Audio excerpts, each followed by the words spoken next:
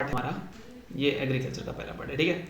यहाँ पर हम ये UK triple S C forester के लिए है सिर्फ, बाकी भी देख सकते हो, ठीक है, अगर तुम्हें मन करे तो, पर ये खासकर फॉरेस्ट गार्ड या फॉरेस्टर के लिए, ठीक है। वाह, ठीक है, यूके ट्रिपल एस सी के लिए। अभी क्या है, कुछ क्वेश्चंस तो मैं डायरेक्ट सॉल्व करूँगा, जैसे कि मैंने तुमसे बोल दिया सिमिट के अनुसंधान किया जाता है, सिमिट में अनुसंधान गेहूँ व मक्का, ठीक है। कुछ कुछ ऐसे कुछ की मैं ट्रिक्स बताऊंगा, जैसे कि भारत ने रॉयल कमीशन ऑफ एग्रीकल्चर कब क्रेडिट किया था, तो रॉयल बीएफ से याद रखो, royal BF, your BF is very royal, not loyal, it's royal. तो बीएफ से कितना जाएगा 2 और एफ का 6, तो 1926, ठीक है।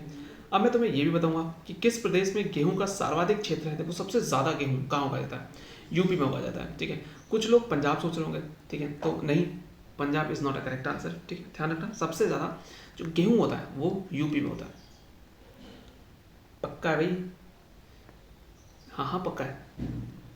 नेक्स्ट कुछ मैं ऐसे भी बता सकता हूँ, भारतीय शर्करा संस्थान स्थित है कहाँ पर। देखो मीठा नहीं कह रहा हूँ, मीठा मतलब बहुत ही स्वीट लोग, वो कानपुर में मिलेंगे, ठीक है। लखनऊ में नवाब होते हैं, ये हटा दो। झांसी में झांसी की रानी होती है, हटा दो। कोयम्बतूर में तो फिर भूल ही जाओ अभी। कानपुर में सबसे स्वीट लोग रहते हैं, ठीक है, ऐसे याद करो।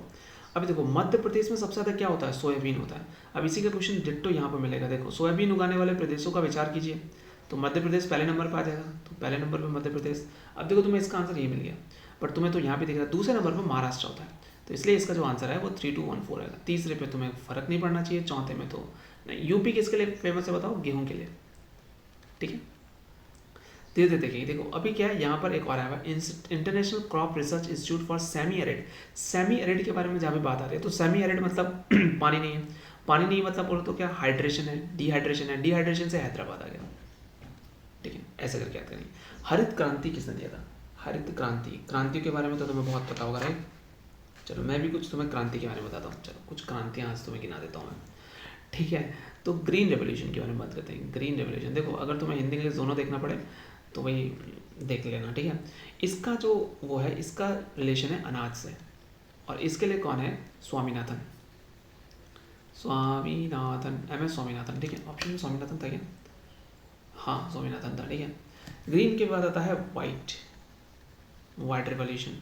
अब वाइट रेवोल्यूशन किसके लिए है, मिल्क के लिए है। इसके लिए याद रखना कोरियन के जो लोग होते हैं वो क्या होते हैं, काफ़ी वाइट होते हैं ना। इसके बाद हम बात करते हैं ब्लू रेवोल्यूशन, ठीक है। ब्लू रेवोल्यूशन किसके लिए, इसका है फिश से, इक्थियोलॉजी भी कहते हैं फिश को, ठीक है, स्टडी को। ग्रे की बात करते हैं, ग्रे किससे, ये फर्टिलाइजर से, उर्वरक, इसको हिंदी में उर्वरक कहते हो, ठीक है। उर्वरक तो मुझे हिंदी में पता है, इंग्लिश में साथ फर्टिलाइजर ही कहते हैं, ठीक है। नेक्स्ट बात करते हैं रेड, लाल, टमाटर बड़े मज़ेदार, लाल टमाटर, तो लाल टमाटर से रिलेटेड है रेड रेवोल्यूशन, ठीक है। देख लो गोल्डन भी देख लो, गोल्डन कैसे है, ये है उद्यान फसलों से, यानी उद्यान फसलों से, यानी बगीचों में जो होते हैं ना उनसे, ठीक है।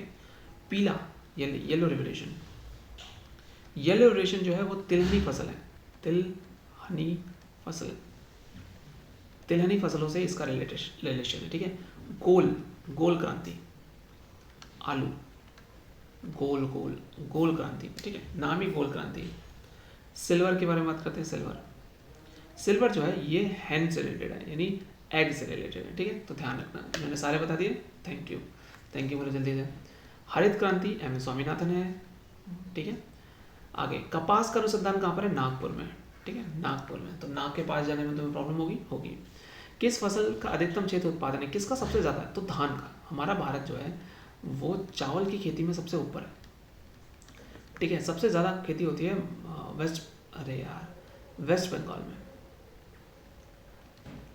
वेस्ट बंगाल में 3 किस्म की खेती होती है चावल की। सबसे ज़्यादा माछी भात वेस्ट बंगाल में खावत रहे, ठीक है। मुख्य दलहनी फसल की बात करें, मुख्य की बात करूं अगर मैं, तो वो चना है, ठीक है। अभी तुम कहोगे कि भाई दलहनी फसल क्या होती है, दलहनी फसल वो फसल होती है जिसमें प्रोटीन बहुत ज़्यादा होता है, मेन चीज़ होती है उसमें होता है प्रोटीन। तो दलहनी फसल किस में मिलेगा, चना। कागज पेपर किसके, अलसी के पेड़ से बनाए जाते हैं। अब ये तो याद करना पड़ेगा, अलसी का पेड़ जो फ्लैक्स होता है, ठीक है। प्राचीन फसल, सबसे पुरानी फसल होती है धान मैं तुम्हें बताऊँ कोल्ड हीवा। अगर तुम उसका होते क्या किसके, तो क्या कहते हैं जीएस वाले से स्टूडेंट होते तो तुम्हें पता होता कि धान सबसे पुरानी फसल है, कोल्ड हीवा में मिलती थी। दलहनी फसल उत्तर प्रदेश में अधिकतम क्षेत्रफल किसका है, तो चने का है। अब पता लगे यूपी में चना और गेहूँ दोनों होता है, ठीक है, ये तो मैंने बता ही दिया था। किस राज्य में धान की 3 फसलें उगाई जाती है, किस में होगी, पश्चिम बंगाल में, यानी वेस्ट बंगाल में।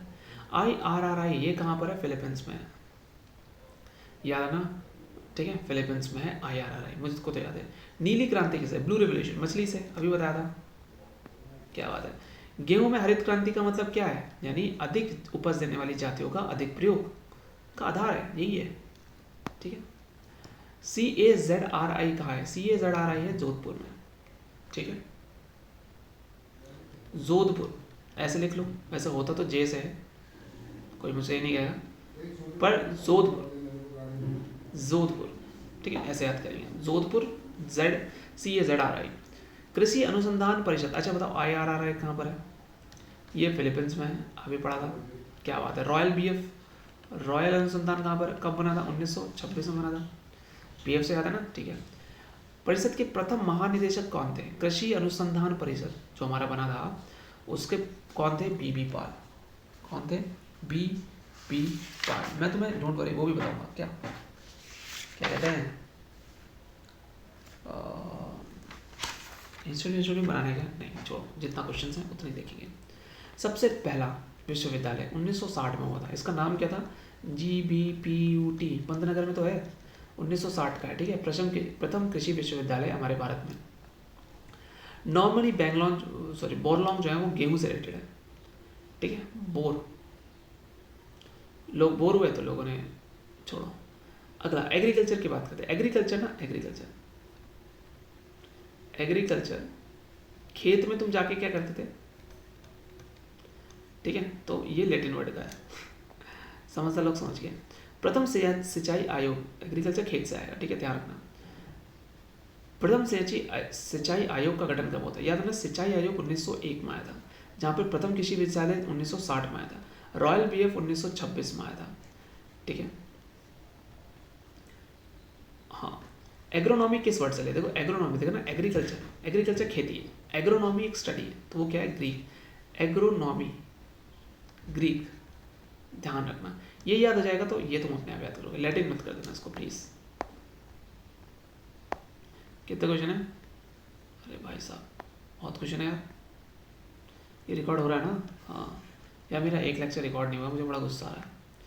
भारत में प्रथम कृषि विश्वविद्यालय जो वर्ष 1960 में खुला था वह कौन सा है, GBPUT, पंतनगर, नैनीताल डिस्ट्रिक्ट में, ध्यान रखना। कृषि वन की अनुसंधान संस्थान कहाँ पर है, वनों में, जंगलों में लड़ाई की किसने, झांसी की रानी ने, ठीक है।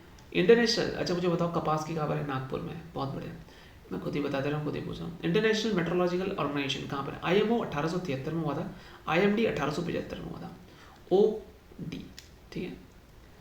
उप कृषि पारिस्थितिकी के क्षेत्र में बांटा गया है, टोटल 60 हमारे उप कृषि पारिस्थितिकी हैं, इन क्षेत्रों में बांटा गया हमारे भारत को।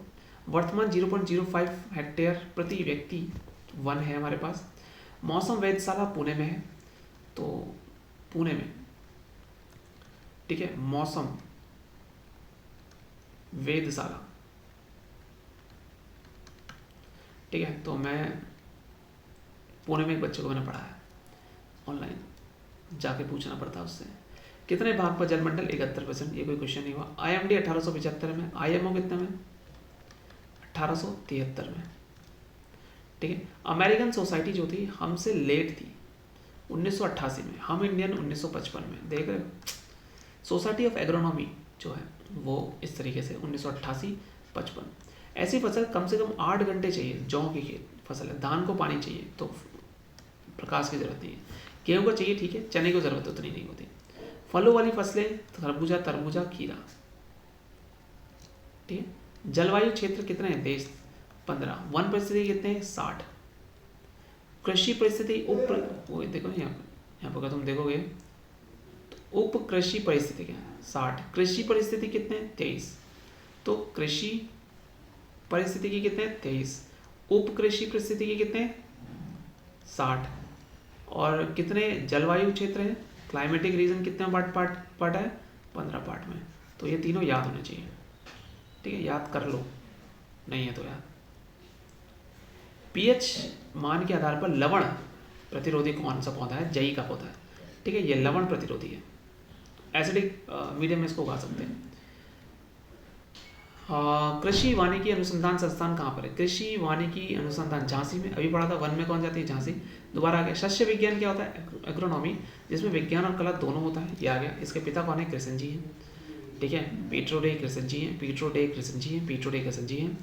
आयोग, कृषि आयोग का गठन हुआ था 1931, सिंचाई हुआ था 1901 हुआ था, 1960 में पहला वो हुआ था, 1926 में रॉयल बीएफ है, 1971 में ये रहा, आईएमओ 1973 में है, आईएमडी 1975 में है, और अभी 1988 में एग्रोनॉमी उधर है, 1955 में भारत में है। लो, याद हो गए। राष्ट्रीय कृषि आयोग 1971 का है। ठीक है, आईसीएआर 1929 का है। फिर से देखो, राष्ट्रीय कृषि आयोग 1971, ठीक है, 1955 सोसाइटी, 1988 इंग्लैंड की सोसाइटी, 1926 रॉयल बीएफ, और क्या याद आ रहा है मेरे को? याद नहीं आ रहा। 1973 आईएमओ, 1975 आईएमडी, 1960 ये रहा जीबी पुआट, 1901 सिंचाई, 1929 आईसीएआर। ठीक है, मुख्य खाद्य फसल भारत की कौन सी है? धान, सबसे ज्यादा होता है ना, यही है। रबड़ का उत्पादन केरल में होता है। चाय पैदा करने वाला सबसे प्रथम राज्य असम है। देखा जाए तो हिमाचल भी आता है, हिमाचल ऑप्शन में नहीं है। पहले असम है, असम ना मिले तो हिमाचल जाना। दालों की सबसे अधिक क्षेत्रफल किसमें होती है? भारत में। काफी अच्छी बात है। तंबाकू उत्पादन की दृष्टि से भारत का कौन सा स्थान है? तीसरा स्थान है।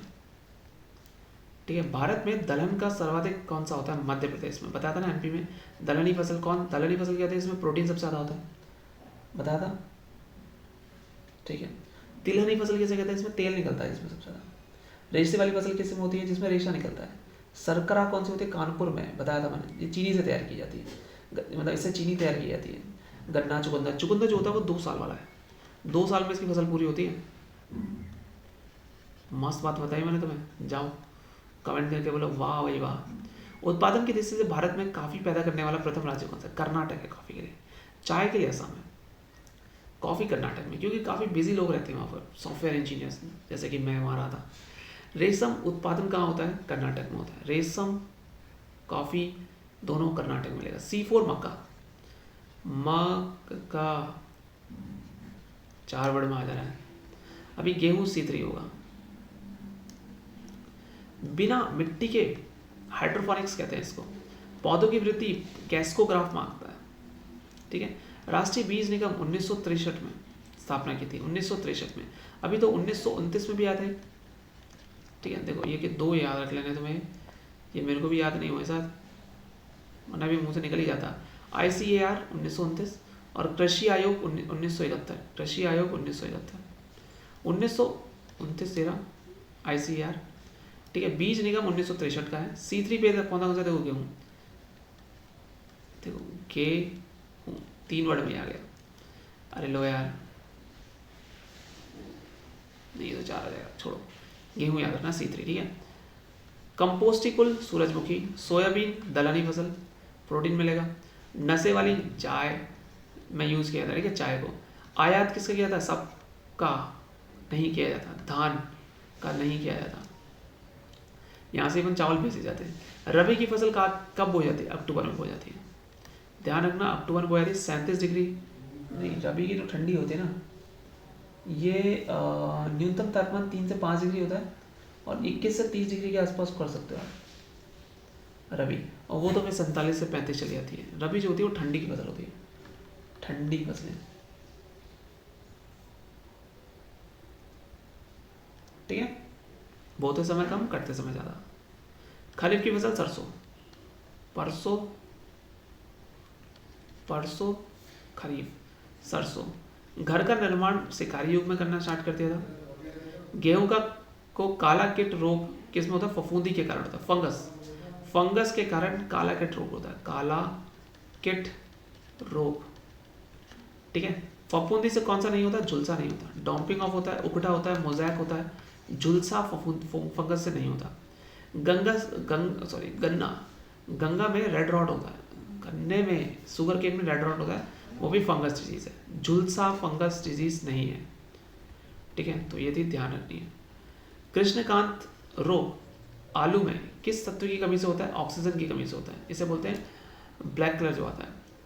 किसका भाग जो जड़ होता है वो नहीं होता है? आलू का स्टेम होता है, ठीक है। पत्ता गोभी वानस्पतिक कलिका भाग खाया जाता है। फूल गोभी का पुष्पक्रम खाया जाता है। फूल गोभी का वानस्पतिक कलिका नहीं होता है। फूल में पुष्प ठीक है आता है। पत्ता गोभी में वानस्पतिक कलिका होता है। हाइड्रोपोनिक्स जो होता है बिना मिट्टी वाली खेती बताया था। बपनियन क्या होता है? बंद डिब्बों में बचा के रखते हैं हम इसको, ठीक है। ट्रक फार्मिंग क्या होता है? व्यापारिक स्तर पर सब्जियों की खेती को, ट्रक फार्मिंग सब्जियों की खेती, फलों की नहीं होती है, ठीक है। टमाटर के पकना जो होता है लाइकोपीन के कारण उसको रेड कलर मिलता है। दलहनी फसल में राइजोबियम होता है, ठीक है, दलहनी फसल में राइजोबियम पाया जाता है। नाबार्ड जो है वो 1982 में है। नाबार्ड की स्थापना 1982 में की गई है। Don't mind the external noise. IARI जो है 1909 में है। IRRI ये फिलीपींस में है। ICAR जो है वो 1929 में हुआ था। लेट मी चेक, 1929 में नहीं था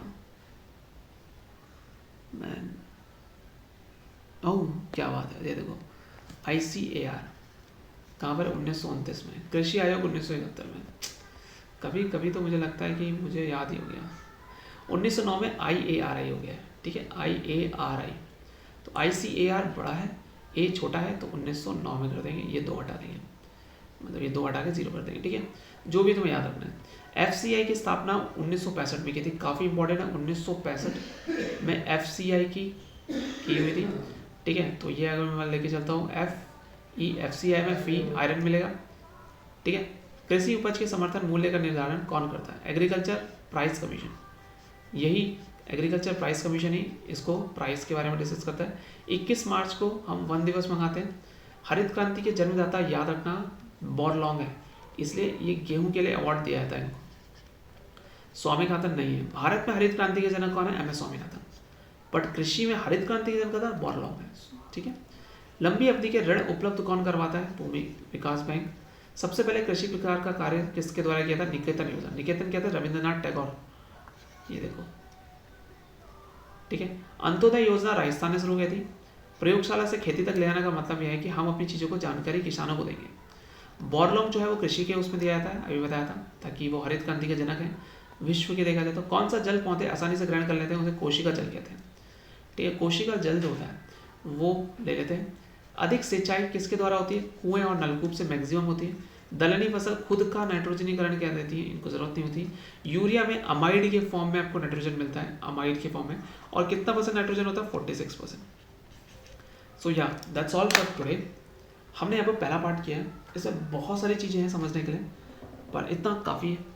अगर आप इतने को अच्छे से याद कर लेते हैं तो आई होप इस टॉपिक से बाहर नहीं आना चाहिए, बट अगर आ गया तो वो किसी को नहीं आएगा, ठीक है। अच्छा मैं तुम्हें कुछ चीज़ बताता हूँ, जैसे कि देख लो, बताता हूँ। झूम कल्टीवेशन कहाँ होता है? यह आता है आपको नॉर्थ ईस्ट में झूम कल्टीवेशन होता है, ठीक है। अगर मैं बोलूँ कोनू को, ये वेनेजुएला में होता है। कैंगिन बात कर लूँ, कैंगिन ये फिलीपींस में होता है। मसोल की बात करूँ, मसोल ये इंडोनेशिया में होता है, ठीक है। काफ़ी चीज़ें हैं। हाँ देख लो, एक ग्रेमिनी जो है वो घास कुल का है, यानी यहाँ पर गेहूँ, जौ, धान, मक्का मिलेगा। मटर के लिए बात करो तो लेग्यूमिनी होता है, लेग्यूमिनोसोई, ये मटर कुल का होता है। क्रूसीफेरा सरसों के लिए होता है। रायतारा जो भी आता है। कपास के लिए मलवेसी आता है, मालवेसी, ठीक है। आलू के लिए सोलेनेसी आता है। ये क्वेश्चन आया हुआ है, ठीक है। और तो क्या याद करना है, बस काफ़ी है। सोलेनेसी याद रख लेना आलू के लिए, कपास के लिए मलवेसी याद कर लेना, क्रूसीफेरा तिलहनी फसल के लिए याद कर लेना, और ये जो है लेग्यूमिनीज हो गया मटर कुल के लिए, ग्रेनिडेरिया जो हो गया वो ग्राम के लिए हो गया, ठीक है। ओके यहाँ पर ठीक है, इतना ही करते हैं आज के लिए, ठीक है। Thanks for watching, bye. Subscribe करना मत भूलना, और हाँ, नीचे कमेंट करके ये ज़रूर लिखो कि कैसा लगा, इसमें क्या कमी थी, क्या मैं इसको अच्छा कर सकता हूँ, कैसे मैं इसको बेस्ट कर सकता हूँ। Thanks for watching, bye.